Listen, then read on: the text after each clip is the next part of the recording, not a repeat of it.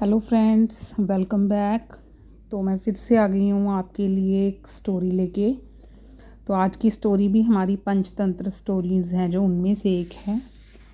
तो आज की स्टोरी में भी आप लोग स्लो रीडिंग कैसे करनी है, सेंटेंसेस को कैसे समझना है, कैसे उनके पार्ट्स को समझना है और वोकेबलरी प्रोनाउंसिएशन सीखेंगे आप लोग। तो आप लोग मुझे रीडिंग में फॉलो कर सकते हैं। जैसे जैसे मैं बोलूँगी इंग्लिश में तो आप उसको वैसे वैसे बोल सकते हैं लाउडली और समझ भी सकते हैं। तो चलो स्टार्ट करते हैं। आज की हमारी स्टोरी का टाइटल है द लॉयल मॉनगूस। लॉयल होता है वफ़ादार और मॉनगूस नेवला। तो आप फ़ोटो में देख सकते हो।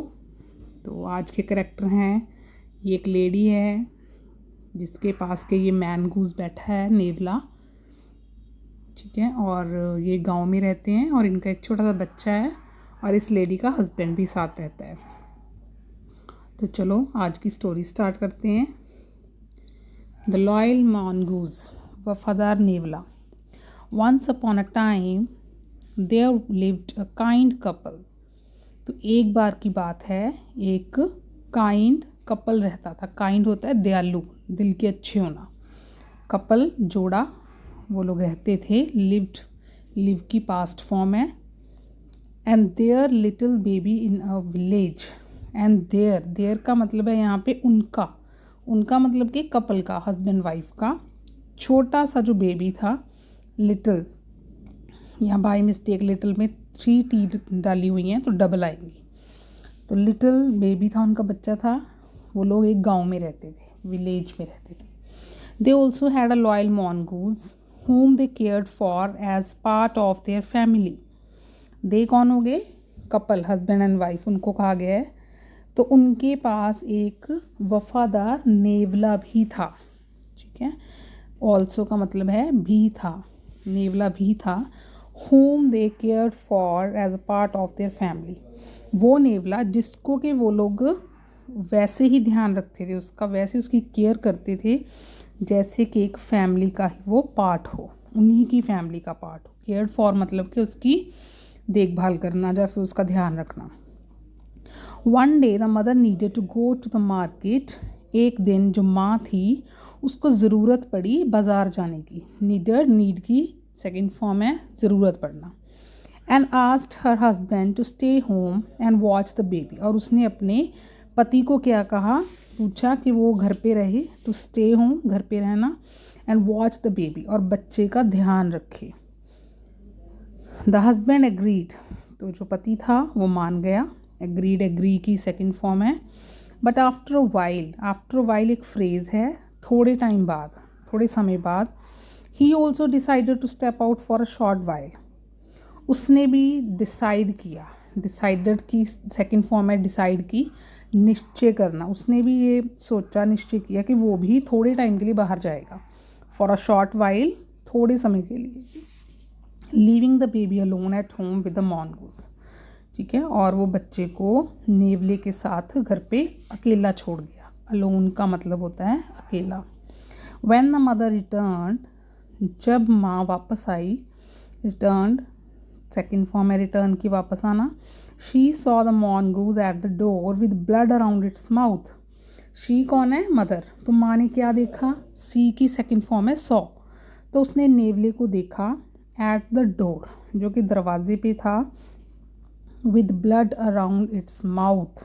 तो उसके मुंह पे, इट्स माउथ नेवले के, मॉनगूज के मुंह पे चारों तरफ खून लगा हुआ था। In a panic she assumed दैट द mongoose had attacked her baby. Panic होता है एकदम में, जल्दबाजी में, हफड़ा दफड़ी में, ठीक है। शी assumed, शी कौन है? मदर। मदर ने सोच लिया, मान लिया। assumed होता है मान लिया। दैट द mongoose had attacked her baby, कि mongoose ने पक्का उसके बच्चे के ऊपर हमला कर दिया है, कि तभी उसके मुंह पे खून लगा हुआ है। इन हर एंगर, अपने गुस्से में, एंगर होता है गुस्सा, she quickly hit the mongoose with the heavy pot and killed it. She कौन है? मदर। क्विकली का मतलब है तेजी से, फास्टली, जल्दी से उसने क्या किया? हिट किया, मॉनगूज को मारा, ठीक है। हिट मतलब मारना, तो हिट की ही सेकंड फॉर्म है। इसमें कोई चेंज नहीं आता स्पेलिंग में। तो मॉन्गूस को उसने मारा विद अ हैवी पॉट, एक भारी से पॉट के साथ, कोई गमले के साथ, एंड किल्ड इट, और उसको मार दिया। But when she rushed inside, but जैसे ही वो भाग के अंदर गई, रश्ड होता है तेज भाग के जाना, इनसाइड अंदर, she found her baby safe and sound. तो उसने क्या पाया, फाउंड, फाइंड की सेकंड फॉर्म है कि उसका बच्चा सेफ है और साउंड, सेफ एंड साउंड, बिल्कुल सुरक्षित सही है। आप यहाँ पे देख सकते हो, ये रही वो लेडी गुस्से में है, और ये रहा मॉन्गूस, और ये रहा बच्चा जो कि बिल्कुल सेफ था, स्लीपिंग पीसफुली, और वो बच्चा बड़े आराम से सो रहा था, पीसफुली, शांति से। Next to the baby was a dead cobra, और बच्चे के पास में ही क्या पड़ा था, एक मरा हुआ कोबरा। कोबरा मतलब कि एक तरह की सांप है जो उसकी वो है, टाइप है, ये पता ही होगा आपको सबको कोबरा।